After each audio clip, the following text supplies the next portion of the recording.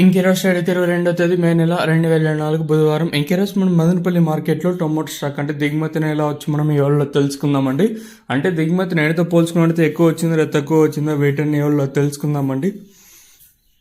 తెలుసుకునే ముందు ఇంకా మన ఛానల్ సబ్స్క్రైబ్ చేసుకోలేదు. తెలిసినది మనమైతే ఇంకా జస్ట్ మనకి 360 మంది సబ్స్క్రైబర్స్ అయితే కావాలి. ఇంకా సబ్స్క్రైబ్ చేసుకోకుండా అలాగే ఇవ్వడం లైక్ చేయకుండా చూసామంటే వెంటనే సబ్స్క్రైబ్ చేసుకోండి. తెలిసినవి మన పవర్ అని చూపించాలి. దిగుమతుల గురించి అయితే ప్రస్తుతానికి అయితే భయపడద్దండి.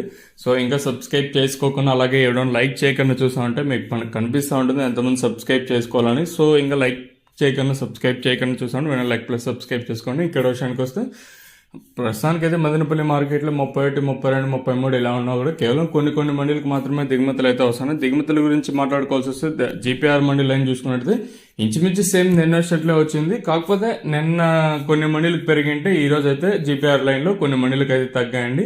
ఇంకా టీవీఎస్ లైన్ చూసుకుంటే టీవీఎస్ మండీకి నేడుతో పోల్చుకుంటే తగ్గింది. మొత్తానికి నేటితో పోల్చుకొని స్వల్పంగా దిగుమతి అయితే తగ్గింది. కొన్ని మండీలకు పెరిగినా కొన్ని మండీలకు అయితే తగ్గింది. ఓవరాల్గా చూసుకున్నట్లయితే దిగుమతులు అయితే పెద్దగా మార్పు అయితే లేదు. సేమ్ నిన్న షెట్ల దిగుమతులు అయితే ఈ రోజు కూడా వచ్చాయండి. భారీగా పెరగలేదు, అట్లానే భారీగా తగ్గలేదు. సేమ్ నిన్న షెట్ల కూడా దిగుమతులు అయితే వచ్చాయి. ఓవరాల్గా చూసుకున్నట్లయితే నేటితో పోల్చుకుంటే ఒక 5% ఇంకా ఒక 5% ఇంకా 6, 7, 8% వరకు మేర దిగుమతి తగ్గింది. కొన్ని మండీలకి పెరిగినా ఇంకొన్ని మండీలు తగ్గింది. ఓవరాల్గా చూసుకున్నట్లయితే దిగుమతులు అయితే పెద్దగా మార్పు అయితే లేదు. మరి చూద్దాం. ఒకటి గుర్తుపెట్టుకోండి, దిగుమతులు ఒక 5-6% కొంచెం అటు ఇటుగా వచ్చినా కూడా మేబీ ధరలు ఒక్కొక్కసారి పెరగచ్చు, ఒక్కొక్కసారి తగ్గచ్చు. ఇదండి ప్రస్తుతానికి ఇన్ఫర్మేషన్ మదనపల్లి మార్కెట్. ఇంకా